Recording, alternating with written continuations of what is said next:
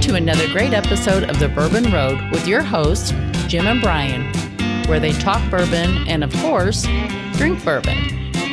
Grab yourself a pour, kick back, and enjoy another trip down the Bourbon Road.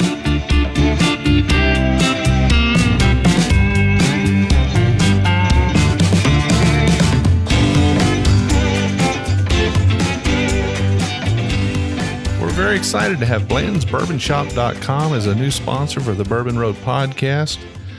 In fact, this podcast is brought to you by Blanton's Bourbon Shop. Blanton'sBourbonShop.com is the only official merchandiser for Blanton's, the original single barrel. Looking for a unique gift? Blanton's Bourbon Shop has got you covered. Blanton'sBourbonShop.com is your home for all Blanton's gifts.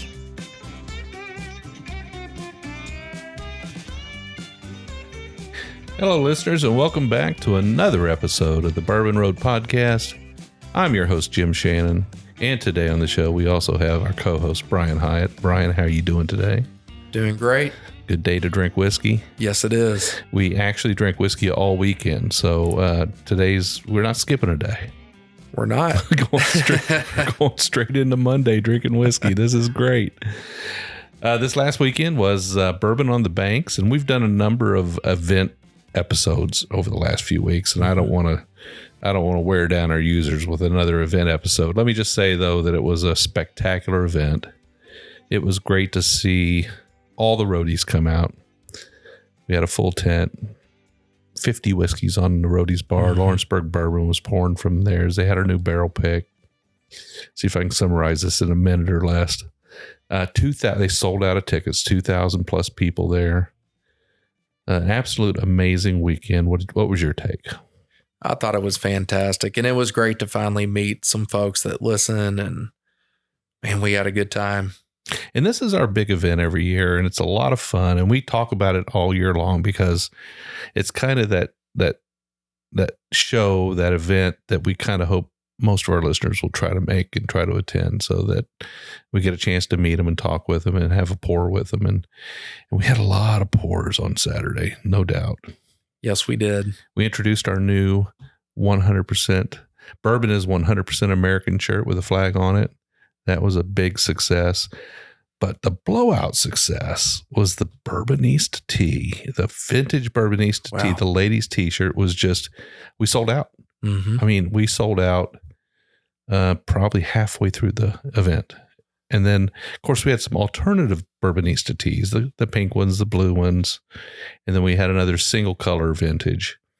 And most of those sold, but the vintage Bourbonista V-neck was just, it flew off the shelves. And we took notes. We know what everybody would like. So we know that the pink V-neck was something that we really got a lot of questions about, so we'll be working on that.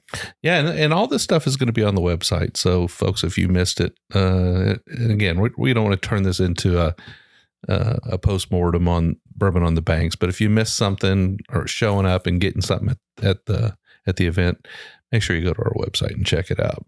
But today, Brian, today's show is dedicated to a whiskey we haven't devoted a show to yet, something that we've probably had on the show at some point. I would have to go back and dig in the 360 some episodes in our past.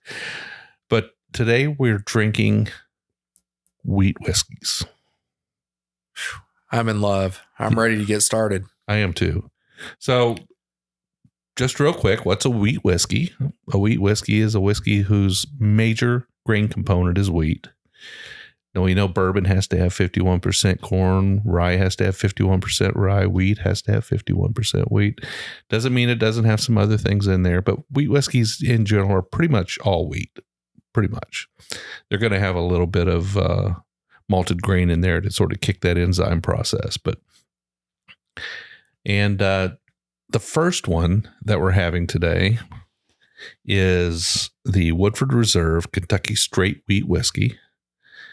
This is something you can find on the shelves pretty much anywhere Woodford Reserve is sold. It is a 90 proof wheat whiskey in the 4 to 6 year old range. And it has a pretty decent color to it. It doesn't look all that different than the Woodford bourbon color, does it? It really doesn't. I mean, it's, would you say a little bit of a darker amber? Yeah, kind of a dark amber. Now it's a little deceiving because the Woodford bottles are thin front to back. So if you want to see them side to side, it gets quite a bit darker. But front to back, they're kind of thin, so it looks like a lighter color whiskey. But in the glass, it's got a good color to it. But Woodford has recently, within the past 5 or 6 years, started to introduce some expansions to the line, one of which was the malt whiskey and then the wheat whiskey, and more to come. And we just haven't taken time to have this one on the show. And I think it's what got me to thinking about this. Well, I'll tell you what, let's drink this and then we'll talk about why we're doing it. All right. Cheers. Cheers.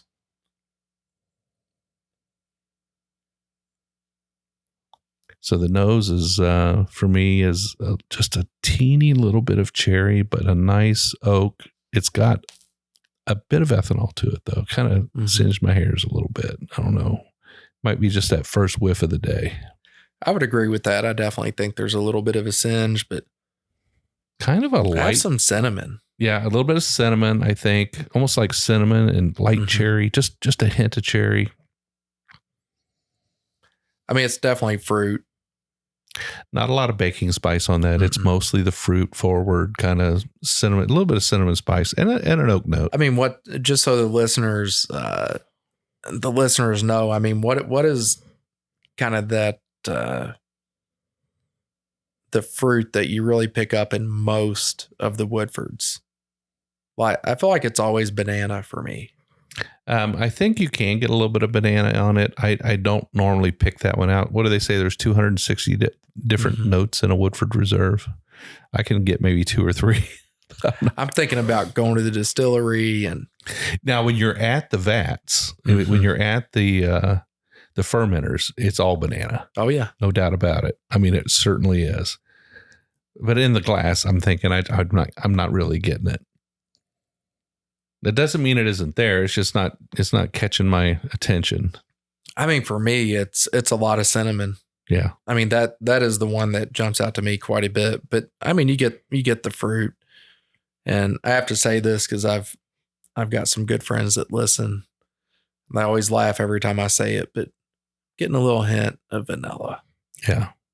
They shouldn't laugh because in bourbon tasting, if you want to be right, and this isn't a bourbon, but typically you say get a little bit of caramel and vanilla, right? And that oak. Caramel and vanilla and an oak, that's our inside joke because I always tell them, you're always going to hear me say vanilla. But that's okay. Yeah. All right, let's taste it. Cheers. Cheers.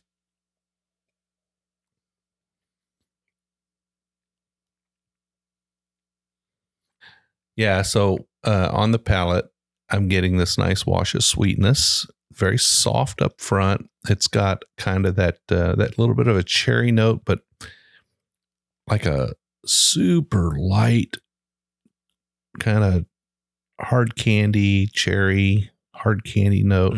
Like I don't want to say Jolly Ranchers because Jolly Ranchers are all about intense flavor, right? So it's a little bit more like those flat candy sticks you used to get at the store with the apple and cherry and strawberry. And it does have a nice little cinnamon spice note on it. I definitely get the spice. Yeah. It's not too creamy for me. It's more light and kind of washes across, kind of a little bit more watery, I guess. A little thinner. Yeah. Water is not the best word to use. A little bit thinner. I think we're both on the same page there. It's definitely a little bit more thin. There's some spice to it. It's fruity. I feel like I get a little more apple. Yeah. So I think that's what I was actually getting because I was thinking about those flat hard candy sticks that you used to get. You used to get the apple ones and you get the cherry ones. And I was getting a cherry flavor on the nose and on the palate, but when I started to get that note of that kind of like an artificial apple, I was thinking that was the cherry candy, but actually I think it might be the apple. Green apple candy. Yeah. Like with a little bit of spice on it. And then, on the back end, I feel like I'm getting some chocolate. There's enough oak there. I mean, it's spent some time in the barrel. There's enough oak there that it gets a little bit dry on the back, not too much, and I'm feeling that kind of tannic, that little bit of a tannic note on the back. It's a good whiskey. I mean, it's not a sweet chocolate. Do you get that at all? No, I'm not getting anything sweet on the back. I get it up front, but then as it goes back, that fruit notes kind of come across, and it gets to the back, and it's all barrel. Oh, and, a little bit of spice. A little drier though. I mean, it is. I think for me, it's fun. This is different, especially when you think about Woodford, and we all love those double doubles and all that fun stuff that they put out, and but it is a little bit different, and I love the weeded stuff, and this is, I think it's good. Yeah. Jim, I believe the price point's around $39, $40. Yeah, I think at Total Wine you can pick this up for about $39. So actually a pretty decent value. Yeah. I mean, Woodford's a great name. They've got good quality. They have a pretty decent selection of different expressions that you can pick up. A favorite of mine is their double bourbon. I shouldn't say the double. The double double's hard to get, but the double oaked anyway is available everywhere, and it's always going to have that nice sweet note with that dark marshmallow on the back end. I love it. Oh, I really like it. Have you had their malt whiskey? I have. Yeah. Yep. What'd you think about that? I liked it. Yeah, me too. I think they're not like outstanding examples of their class, but they're good, solid whiskeys, and they are a good example of their class. Yeah, yeah. And this is just really nice. I wish they would come out with a weeded bourbon. That would be really something, wouldn't it? Oh, that would be Maybe really they're just cool. getting ready for that, you know? Yeah. No, they always do a great job. And when I think of Woodford, I always think back to when we got to take that nice trip. We got to drill the barrel, and man, that was fun. Yeah, it was a blast. It's such a beautiful distillery. So, folks, if you're listening and you're gonna have a trip to the Bourbon Trail anytime in the near future, I highly recommend that Woodford Reserve be one of your stops. It's kind of just a beautiful campus, just flat out gorgeous. With it's almost like Castle and Key. It's very wooded kind of around there, streams, a little secluded, old buildings, old gardens, just really nice. Food was great. Food was fantastic. Yes, it was. I know we had some questions this weekend about food. So, yeah, that's one that not really off the beaten path, but if you're there, get something to eat. Absolutely. Yeah, we need to do a little bit more of that, I think. A little bit more food pairing with bourbon. And, and talk a little bit more about restaurants. That's kind of your gig. I love to eat. I love to eat. I do too. I just don't have this tremendous, palate for food, and I'm not able to talk too intelligently about different kinds of food, but I do know what I like. And it usually involves carbohydrates, but oh yeah. Well, and protein. I'm a big protein guy. So yeah.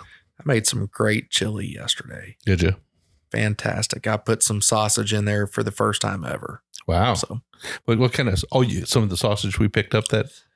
I didn't. No? I didn't use it because the first one that I tried and then our conversation, I think they ground it up a little too much. I agree with that. So I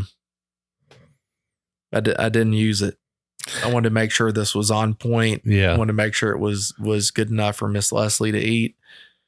And so I went and bought some sausage from the store. I do think that grind, and listeners have no idea what we're talking about, but we stopped at a meat store on the outskirts of Louisville. We won't mention which one it was, but they had a great deal on house-made sausage. And we picked up, I bought 12 pounds. I'm not sure how much you bought, but between the two, it was probably 20 pounds of sausage. Yeah. And I got Italian and then hot and mild breakfast sausage. So 3 different types. And you got the chorizo? I did. Now, I think the chorizo was properly ground. They did have a very fine grind on these sausages, so it made it a little bit different, but I think it was okay for chorizo. maybe. I haven't tried it yet. I haven't opened it up. Because chorizo typically is a finer grind. So I think that'll probably be okay. But on the breakfast sausage, it was a little weird. Oh, yeah. I haven't tried the Italian yet, but I haven't gotten there either. hey, the lady said it was the best sausage around. So okay. Yeah. I remember that. She sold us. She got us. We bought it. She did. Hook, line, and sinker. All right. Well, Brian, what do you think about the finish on this? I mean, I agree. It, like you said a few minutes ago, it's definitely dry. All that sweet from the fruit, the apple, I feel like that does go away. Yeah. I said chocolate, maybe cocoa is a better way to describe that. It's just not hanging around for me. It's gone pretty quick. Mm-hmm. So the finish on this is medium to short, I would say. I think, if not short, I would say more for me on the short. Yeah. I don't know that I would go as far as medium. And I don't know, you get a little bit higher proof on this. It might stick around a little bit longer, but at 90, it's kind of, now it's actually 90.4 because all Woodford Reserve products are 90.4. Yeah. Right? I was going to say they have that 0.4 in there. Yeah. But just to stand out, be different. We're starting with the higher proof tonight. So we've had some releases recently, haven't we? That we probably ought to talk about. You've been doing a lot of blogging lately on the Bourbon Road blog. Been trying to pick that up a little bit, get some more out there. And this is an exciting time of year, especially if you're one of those folks that likes to camp out. I think we've both decided we're going to retire from that. We're not going to do that anymore. I know with all my kid activities and all the fun that I get to do every weekend, camping out is just not something that I'm going to do. But we had some great times. And I think the first time I ever had the Kentucky Owl Rye back however many years ago, we were in line and I had a nice old Dusty and we were all sharing drinks. And then we went to Bob Evans and it was fun. But I don't think we didn't win anything, did we? I don't think we won. I think we all walked away empty-handed. Yeah. It happens more times than not that you don't get anything. So that's right. But I haven't done that in a while either. And it's kind of in my past. I'm not a bottle chaser anymore. I do like it when I find one in the wild. I do like it when I'm given one by a friend. Mm-hmm. I will pay a little bit more for something if I find it. And it's been, if it's something I really want and the price is a little bit higher, if I really want it, I'll buy it. I think I paid $58 or $60. I think I paid $60 for a bottle Special Reserve. Wow. Which is a little much. Yeah. It's a bit too much. But I really wanted a bottle because we were having an event and I wanted to be able to put it out on the table. So we're having a gathering at the house and I really wanted to be able to set it out. Oh, yeah. Right now is the great time, obviously, for all these releases and Buffalo Trace, the BTAC. It's coming. And we all really enjoy and love that one. And I know we've chased that a few times on our own. And Jim, what would be your favorite BTAC? Well, I do love the William LaRue Weller, but a lot of people don't like the heat off the George T. Stack. I kind of do like it. So I like it. I like that. The 17-year Eagle Rare, love that. Mm-hmm. I think they're all good. I've got a bottle of Handy up there that I hit every now and then. I haven't had the 18 Sazerac. And that's one I'd really like to try. I bet that I haven't had that either, but yeah, we saw it on the bar at Bourbon on Main. I could have got a pour of it, but I didn't. Okay. I didn't even catch that. Yeah, it was up there. But no, I didn't do it. Yeah, there were a number of bottles on the shelves at the various establishments we frequented during our weekend in Frankfort. Mm-hmm. And it was very nice to see that those places went out and went the extra mile to make sure stuff was on the shelf. But the BTAC, as you're saying, the BTAC collection is releasing. That's right. And they mentioned in the release that they sent us that it's releasing soon. Just soon. Soon. Yeah, they're not gonna give you the exact day. Well, we did request mini samples of the Buffalo Trace Antique Collection so that we can do proper reviews on each one and let you folks know what we think about them. They don't send them to everyone, but let's see if they send them to us this year. Sometimes you're lucky, sometimes you're not. But if we get them, we'll make sure we review each and every one for you folks so that you can make up your mind if you want to chase it or not. That's right. And so they have another pretty cool release coming out, or a collection, a limited edition set of bottles that are going to be released. And that's the Old Stag, the Golden Wedding, the Three Feathers, the Walnut Hill, the George T. Stag, Spiritus. So those are all cool. Now, this is part of a collection. It's pricey. It's $1,000. Yeah. But man, it looks good. If I had the 1,000 and I could find it, I'd probably purchase it. Don't know that I'm going to be able to find it, but hopefully I can. The one that jumps out to me though is the Golden Wedding. Yeah. You and I have actually shared a bottle from, 1976, I believe. Something, I could be saying that wrong. Maybe it's 1946. It's one of the two. But that one jumped out because I thought the Golden Wedding, the old Dusty that we had, was very good. Yeah, it was really good. I remember that. In fact, I had never heard of it before, and you turned me on to it. So yeah, I doubt that this one is going to be similar to what we had, but the Golden Wedding that they're releasing is a 107 proof rye whiskey. So it'd be pretty cool to see what that looks like when it comes out. Absolutely. And the pictures are on the website. They look good. They look very good. Yeah. Would look good on somebody's shelf, but how we would do it? We would open them up and we would drink them.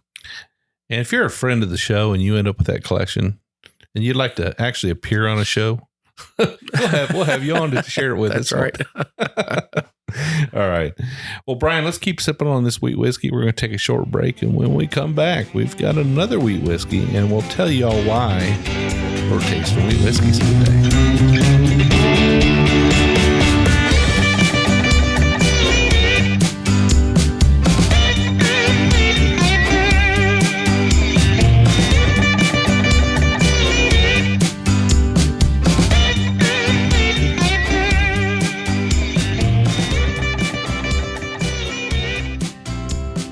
Looking for a unique gift?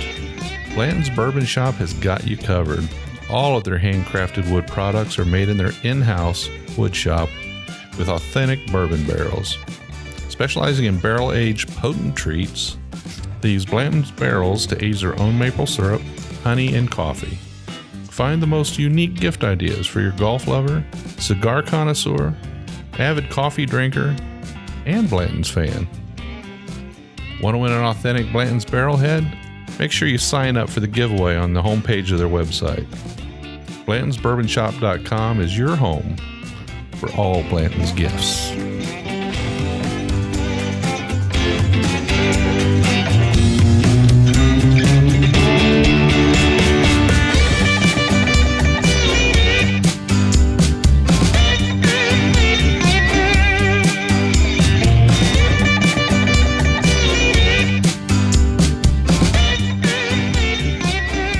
Folks, we're back, and today is Wheat Whiskey Day. In the first half, we had the Woodford Reserve Straight Wheat Whiskey.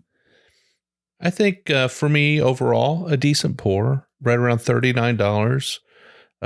Finish is a bit short, a little disappointing, but I think wheat kind of lends it to that a little bit, maybe. Don't know that if that's a fact or not, but I would think that not having the heavier, more full body grain in there might affect that a little bit. But before we tell everybody what the next wheat whiskey is, let's talk about maybe why we're doing a wheat whiskey show.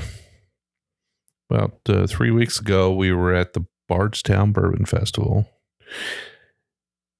and a good friend of ours from Broken Barrel called us into his tent, Seth. He said, "Hey, I want you to try something here."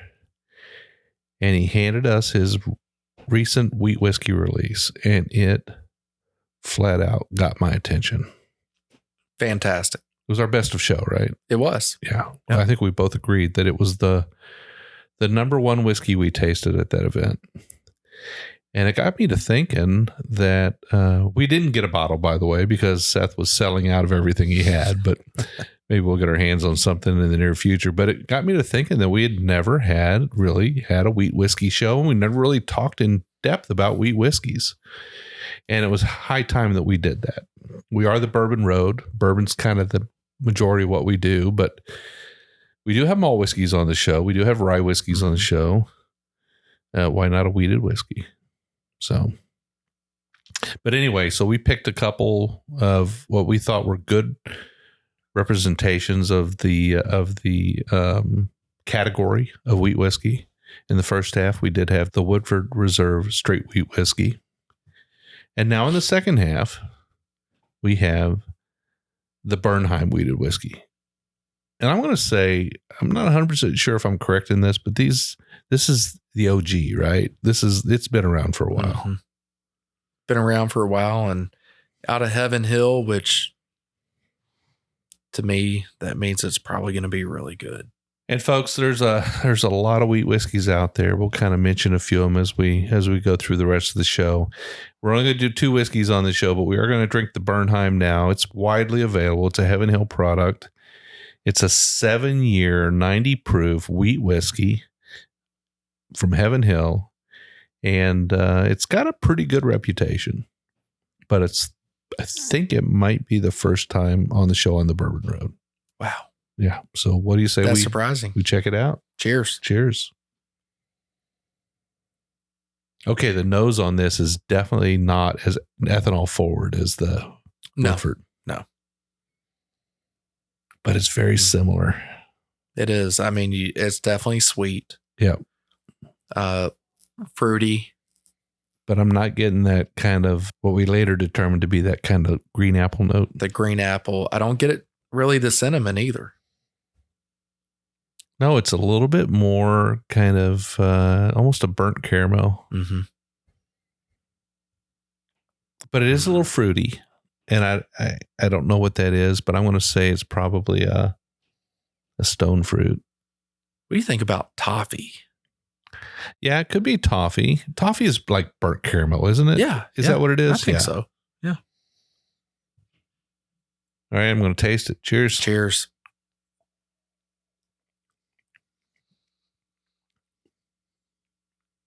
Okay, that is definitely got some more oak on it. Quite a bit more. A little bit more viscous too. Not as thin as the Woodford. But there's not that same rush of sweetness across the front. No. It's kind of surprising because on the nose, I don't really get any cinnamon or spice, but I definitely get it on the palate. This has got a little bit more of like a sweet cream flavor to it, like a meringue or a cream or creme brulee. Yeah, I agree with that. The last one we were it's definitely different than this one, for sure, because no spice on the nose, definitely some spice. You've got that more definitely viscous. This reminds me of those cowtail candies. The caramel with the cream center. Yeah. Oh yeah. I'm talking about that cream center on it. This has got definitely got a creamy note to it. It's a little more viscous, a little silkier on the tongue. It just seems like it's more full bodied. It is more, I'm going to go ahead and jump forward to the finish, but it's more warmer. Mm-hmm. It's definitely, you can feel the more of that hug, if you will. But that oak, the oak is there. Yeah. Yeah. And that's the 7 years, right? Mm-hmm. I think that this one is a little bit more mature, a little bit more full bodied. It definitely has a sort of a broader range of flavor to it. I would say this is just in general, just and I love Woodford. Don't get me wrong. This is just a little bit more up my alley. I think I like this a little bit better than the Woodford. Just personally. Yeah. No, nothing wrong with the Woodford. I think I'm right on there with you because I like that hug. If you can hear me smacking over here, it's just I've got a lot of salivation going. There's a lot more going on with it that brings it out. But I think I like the oak. Yeah. Just being a little bit more oak forward. And the oak hangs on a little bit longer in the finish. I don't know that in general if the finish is that much longer. A little bit, maybe a medium finish. But that oak tends to hang around a little bit longer. You get that that barrel, that little bit of that oaky barrel effect on the back end that kind of just hangs around. And it does, that chest warms up a little bit more on this one. And just in general, this is a little bit more of a porch sipper for me. I wouldn't mind putting away a bottle with you some night on this. Yeah. I could drink it. Oh yeah. Now I've owned a bottle of this before, but I'm surprised that we haven't had it on the show. Listeners, if I'm wrong, send me a note. Let me know what episode so I can go back and re-listen to it. But I think it's a quality wheat whiskey. It's definitely something that if you see it on the shelf, don't be afraid of it. If you haven't had a wheat whiskey before, this would be a good candidate. Grab one, put it on your bar. It's a talking point. Expand your horizons a little bit. It doesn't all have to be bourbon. Have a few ryes, have a few wheat whiskeys, have a few malt whiskeys. Mm-hmm. I have a question because I could probably look it up right now on my phone, but I'm not going to. Maybe you know the answer.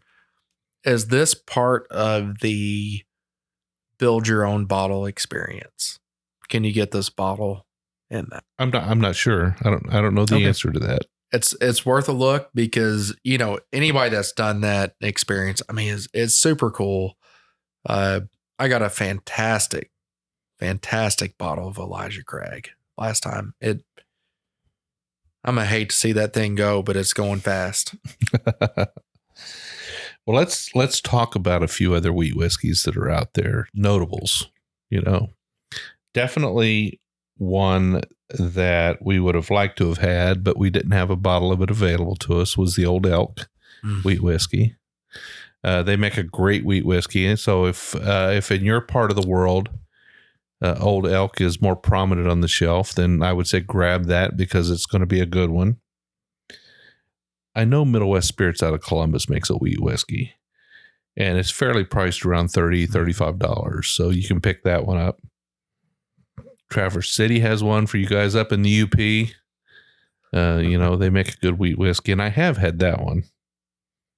And let's not forget 1792 Sweet Wheat. Oh, that is a good one. That is a very good one. And, I went over to check to see if I had a bottle of it, and I don't.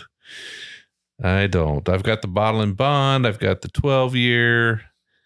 Let's see. I had the high rye, but I didn't have the Sweet Wheat. So. Yeah, if you see that one out, you should grab it. You won't be disappointed. That was a little more pricey. That one's around $50 a bottle, but I'd say it's definitely worth picking up. It's worth it. Yeah. $50 for a bottle that good. Absolutely.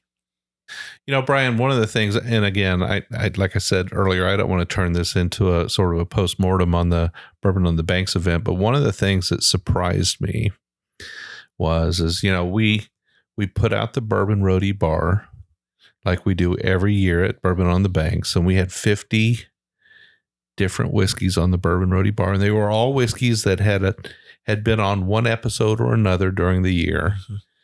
And I think we were only missing a couple of whiskeys that were on the show that we didn't take down there. But for the most part, we were completely represented. And we had Blanton's because they were on the show. We had E.H. Taylor because it was on the show. We had Eagle Rare because it had been on the show.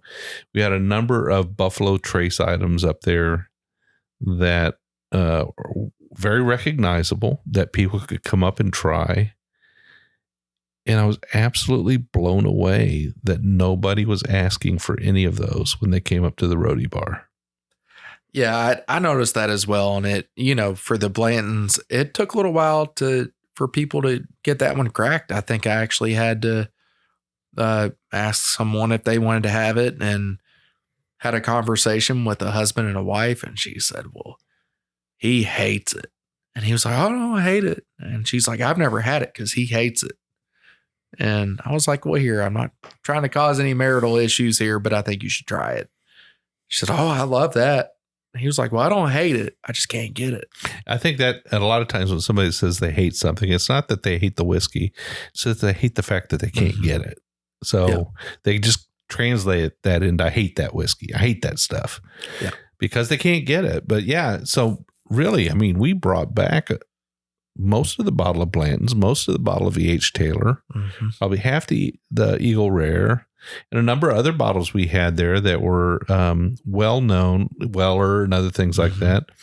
They just didn't get hit. Everybody wanted to try Legends and ASW and 15 Stars and, you know, Jay Mattingly and all the other things we had there from all the craft distilleries that we had on the show during the year. Those were the ones that were getting requested. And I think that's so cool because we had a lot of folks come through that were not roadies. Right. And they were still opting to go towards the craft distilleries and the ones that we've had on the show. And they were all very impressed. So I think it says a lot about, you know, all these great relationships that we've been able to make over the years, you know, and the things that they're doing, you know, Broken Barrel, huge hit. Huge hit. 291, huge hit. 291, huge hit. Jay Mattingly, huge hit. Of course, Lawrenceburg Bourbon Company, huge hit. 15 Stars was over and over again. People were wanting to try the 15 Stars. And the Platinum was kind of the one that everybody drifted towards. I was a little sad because we didn't get to bring much of that home, but that's all right. That's all right. That's why we had them. We had them there to share. I think we had 4 different expressions of 15 Stars on the Roadie Bar. And let's see, what else? What else was really... The 7 and 15 actually got finished off. It did. That's right. Absolutely. We got a little bit of the Platinum left, so you and I can enjoy that. But, let's see. What else was really big? Hold on. The one that looks like the birthday bourbon. I don't know why I'm going. Oh, like 13th Colony. Man, everybody was going for the 13th Colony. We actually had somebody begging to take the bottle home. Yeah. Asked if they could buy it and all that good stuff. And that's the last thing in the world we're going to do is sell a bottle of whiskey. That's right. That is not going to happen. But no, we just brought it back. We brought everything back with us that didn't get consumed. But, you know, we shared as much as we could.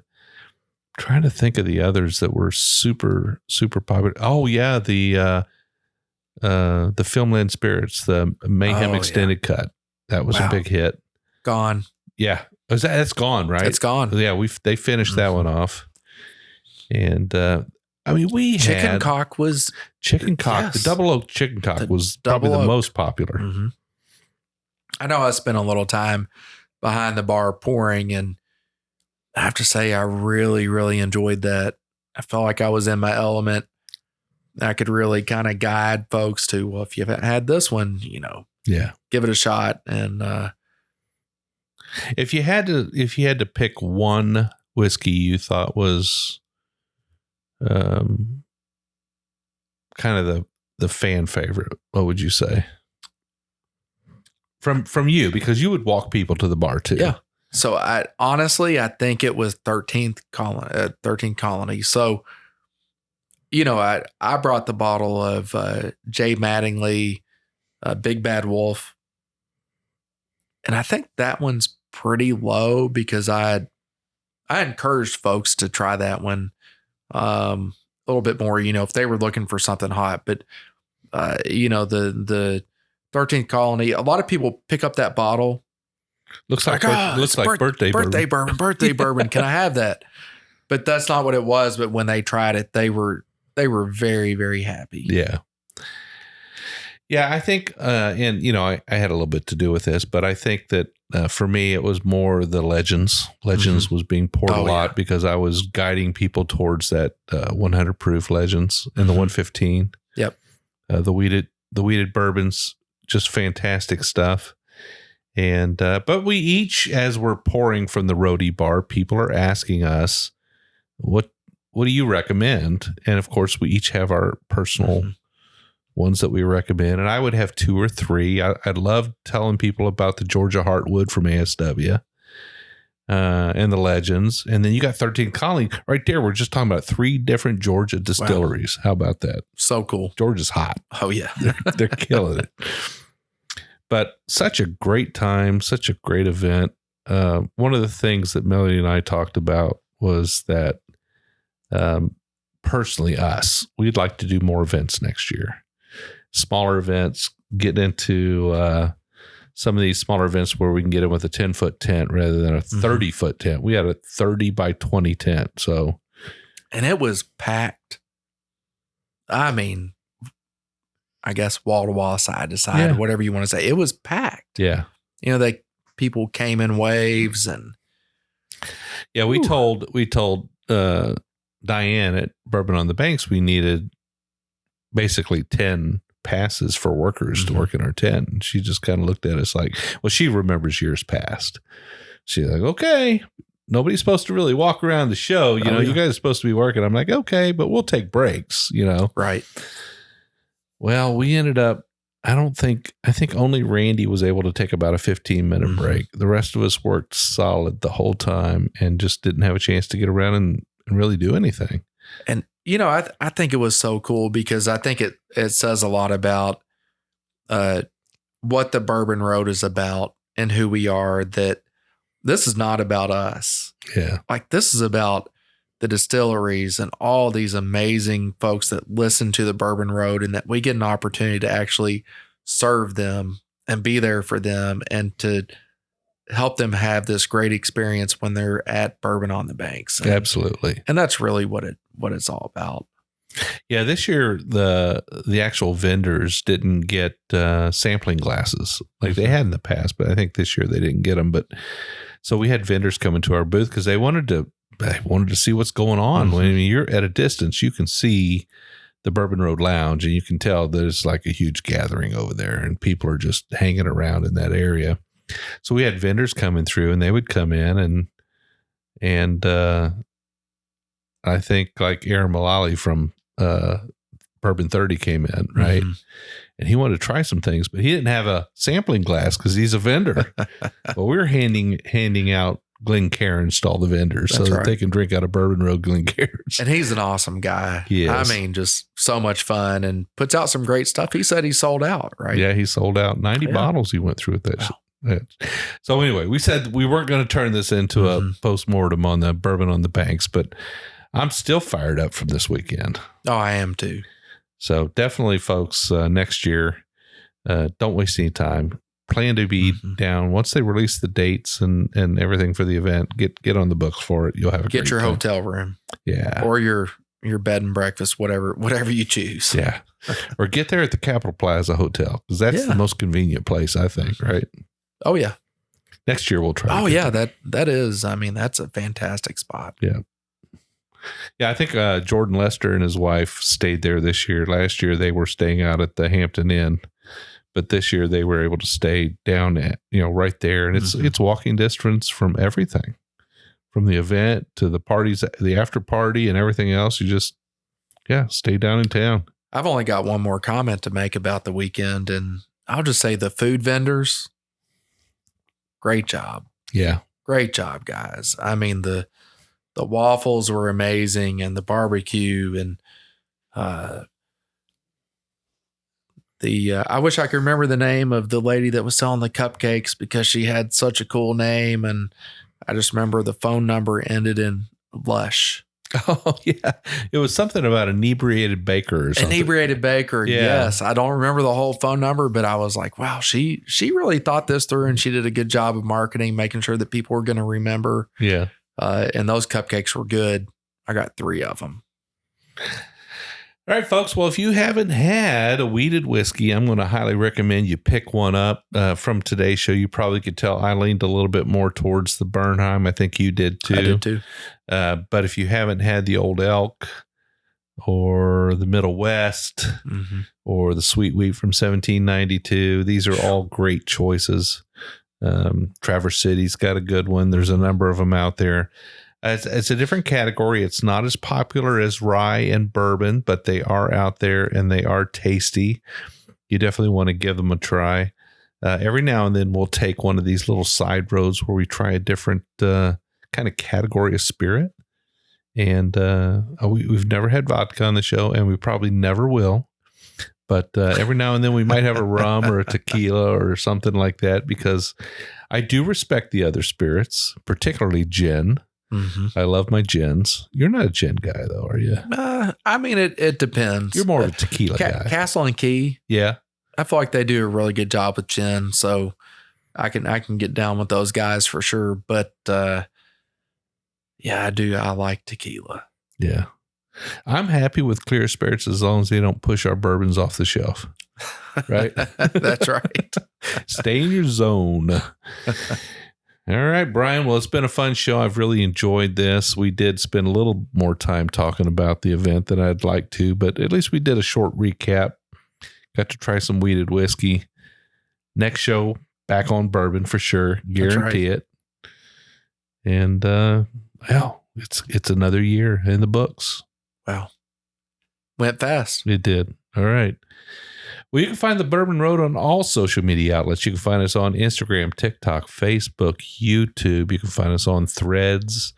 You can find us basically on our Facebook group, our private Facebook group called the Bourbon Roadies. And Brian, what do they have to do to be a member? You're just going to answer 3 questions. Are you over the age of 21? Do you agree to play nice? And do you enjoy bourbon? Right. And the answer to 2 of those questions ought to be pretty easy. Are you over 21? That's right. And do you like bourbon? Playing nice, you got to think about that one, because I mean, so many people get out of control in these groups, and we just want you to come in and just be a good neighbor. That's right. And we lose folks every now and then, and that's okay. Yeah. We want to make sure that the regulars, the people that are really committed to being a part of that group can continue to enjoy it for what it is. And by lose, you mean you kick them out. That's right. Yeah. That's right. We don't play any games. I had a very nice way of saying that, we kick them out. And then, the other thing is, don't sell anything. Yeah. Just don't do it. Just don't do it. Share your bourbon. Talk about your bourbon. Take pictures of your bourbon. Don't sell your bourbon on the road. Be like Rob Carter. Yeah. Share your bourbon. Absolutely. Well, we do a show every single week. Every Wednesday, we'll have an episode like today's, where maybe it's just Brian and I sitting down having a chit chat, drinking some good whiskey like we did with this weeded whiskey today. Sometimes we'll have a guest, an author, a musician, all kinds of different people. We're going to have a few more distilleries on here really soon, because we've been to a few events and we've talked to a few. So we're going to be having a few coming up. But we hope you listen to us every week. And Brian, what do they have to do to make sure they don't miss an episode? Just going to click subscribe on each one of those channels, whether it's YouTube or Apple Podcast or Google Podcast, any of them out there, Spotify. And each time that a new episode's released, you're going to get a notification. And we hope you listen and enjoy. Yeah. So you can reach out to us. Brian and I are very accessible. You can hit us up on the bourbonroad.com, our website. That's where you'll find our swag. You'll find our articles that Brian's been putting out kind of regular lately. You'll find our episodes to listen to on there. You'll also find our store where we sell our t-shirts. The Bourbon is 100% American t-shirt, the Bourbon Road t-shirt, the Bourbonista t-shirt. Bourbonista. It's hot. It's hot. All of our glasses and barware, all the things that we have with our logo on them, our flasks, all those things are available on there. We'd really appreciate if you'd come and check us out and purchase a little something. It helps us get down the road. But while you're on the website, we have a contact us page. We'd love to hear from you. Just go on there and shoot us a quick message. Let us know what you're drinking, what you're thinking. Maybe something we ought to try that we haven't tried yet. We'd love to hear about it. But you can always send us an email too. team@thebourbonroad.com. We'll be sure to get back with you. But until the next time, we'll see you down the Bourbon Road.